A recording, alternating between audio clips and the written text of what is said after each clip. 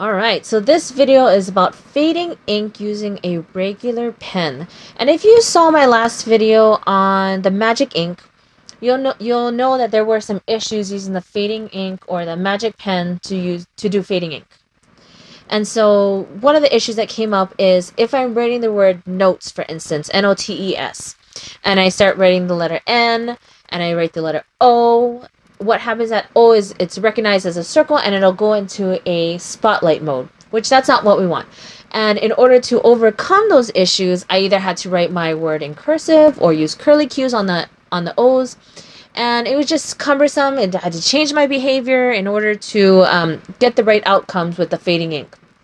In this case, I want to show you how to create fading ink using a regular pen, meaning I don't have to worry about writing in cursive or curly cues or anything. So what I'm going to do here is I'm going to choose my first pen option. I'm going to choose a pen that I want to replace because I'm going to show you how we save my fading ink so I don't have to redo this every single time. I'm going to choose my black pen with dashed and dots. My color, I'm going to choose maybe a purple. Dash. I like that thickness. I want it to be a solid line. And my transparency, I don't want any transparency. I want it to be a very solid line. I don't want to have to see through it. Okay, so now I'm done. If I start writing using this, you'll notice it's just my purple line. It's not going to fade. Nothing fancy is going to happen. Let me do a erase, circle, tap to erase. Alright, so we'll go back to my pen. So we chose the purple color, we chose solid line, no transparency. The next thing we're going to do is come to the right. My tabs are on the right, yours could be on the left. I'm going to look for this tab, which is my properties tab that has a letter A and two boxes with two lines in it. So click on that tab. Here's my line style where we saw purple line, my thickness of my line. My line style is just a solid line. It's not a dashed or anything. Start and end is just plain. And that's my line style. Above that, I want to choose Fill Effects. And if I click on Fill Effects, it's going to show me I have a solid line. But here's where the magic happens. I want to say Enable Ink to Fade after you write it. So make sure that's checked. And then what I can do is, if I want fade after 4 seconds, and for our example, let's just do 4 seconds. You can go up to 12 seconds. So if you're very generous with your time, 12 seconds, maybe you're writing a lot of notes. I've used 4 seconds with my younger ones when we were doing memory. I would draw different shapes, letters, numbers, and then after it would fade in 4 seconds, then my students would have to write it on their dry erase board and show me what their answers are.